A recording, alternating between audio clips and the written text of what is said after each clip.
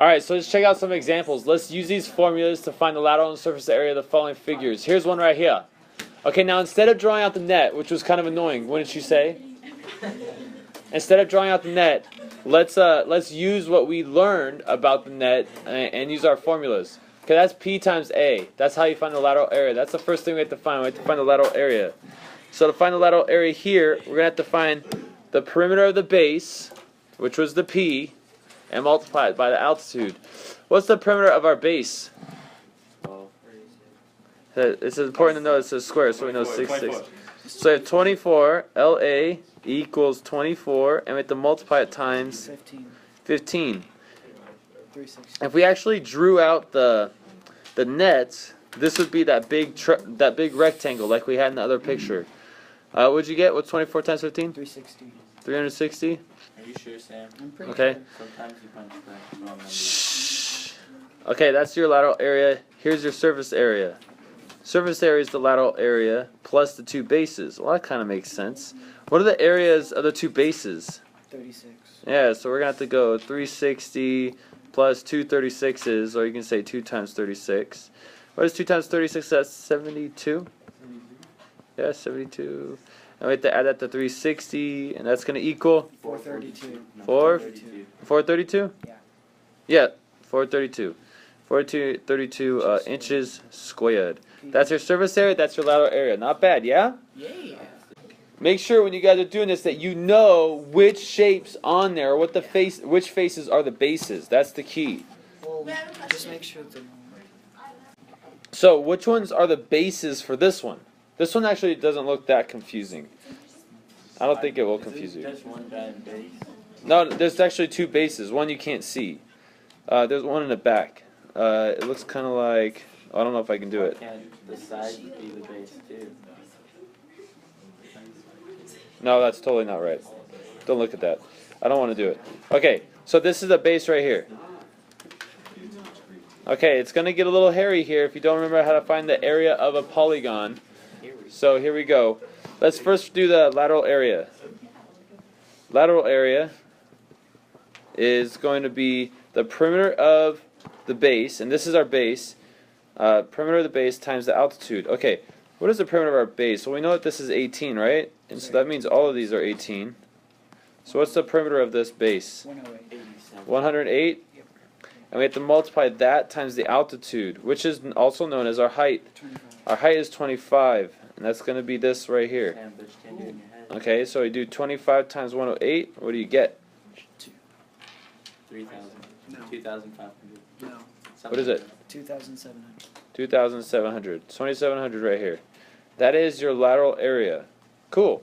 First part, no problem. All you have to do is find the perimeter of the base and multiply it times the height of the prism. Now this prism is laying on its side, so you can't think of height as always being vertical. Or you can think of it as like the distance between the two bases. I like that. Okay, now to find the surface area, we have to add what to 2,700? The area of the two bases. Yeah, so we have to find the area of this gnarly dude right here. Let me give you guys time to do that. Hit pause. Alright, so we gotta find the perimeter of this, the area of this base right here. And in order to do that, I'm gonna find the area of the apothem triangle. Okay, making that triangle right there. And how many of these apothem triangles are in this shape? No, there's not 5 of them. There's 6 apothem triangles. The apothem triangles has the apothem for its height. That's the A, the apothem. Now there's a shortcut to do this, and I will share the shortcut with you, but I first want to just talk about the area of a triangle because most people know that. So this is kind of review for you guys. Plus, you want it. Okay, so we know, here's our apothem triangle. I just blew it up so we can draw on it and stuff. We know that this side is 18. We know that this apothem right here cuts the side in half, so this is distance 9. We just don't know what this apothem is. Well, my A looks really close to a 9. Let me make my 9 a little taller. Okay, that's nicer. Okay, now in order to find this A, we have to know the angle right here. What is that angle? So in order to find that angle, we count up how many central angles there are in this, what is this, a hexagon. How many central angles are there in there? 6. There's 6, and they add up to 360. So we're going to go 360, and we're going to divide that by 6, and we get 60. So we know that each central angle measures 60. Well, the apothem right here cuts the central angle in half, which will give us 30. So we have a 30, 60, 90. And I'm going to draw it like this. Here's our reference triangle. There's a 30, and there's our 60. This would be 1, 2, and then 3, and we put a radical on that. Okay, do you guys want equations or proportions to find the A? Equations? I heard more proportions than I heard equations. So we're going to do proportions. This red 3 is corresponding to the A. And so I'm going to say red 3 over A equals. This 9 is corresponding to this 1. I'm not going to need this number right here or the 2 because I don't really care about that side in order to find the area.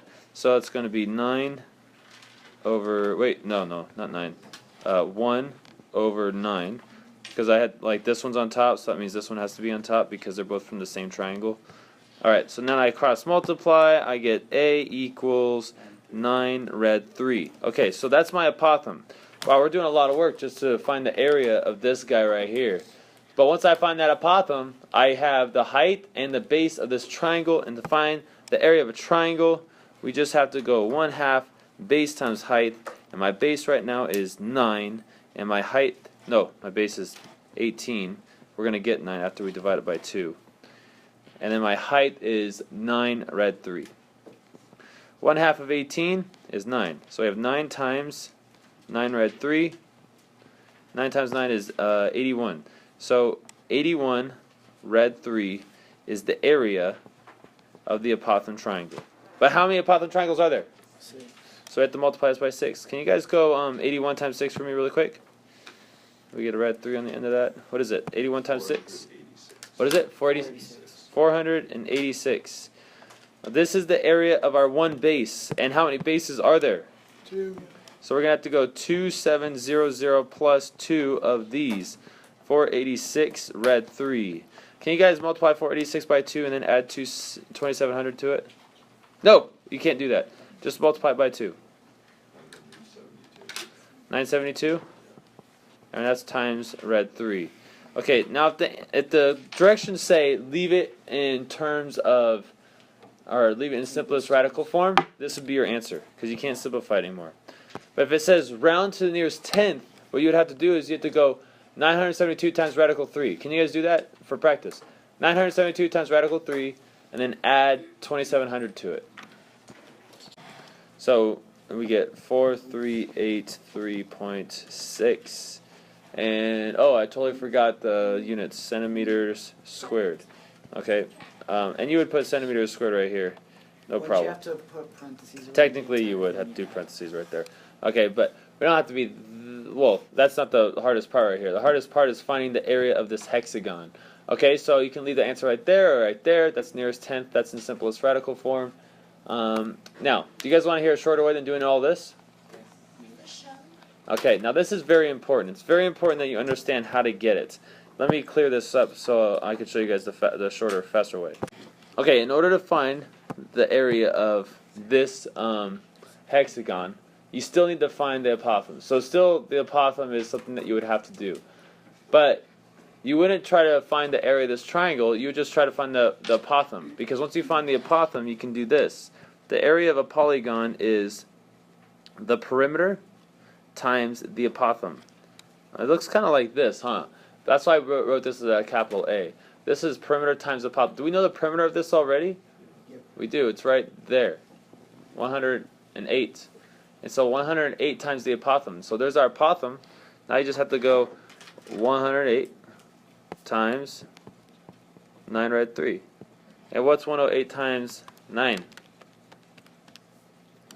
900. Yep. 972, which is what we got right here. And so, actually, I think we're only cutting out like one step, or is it 2 steps? It's like 1. It's 1 step? Doesn't Okay. really matter. Yeah, I guess it doesn't really matter. It's kind of the same. Maybe it's not too much of a shortcut. Sorry, guys. Got your hopes up. Alright, got another one? No, now it's cylinder time.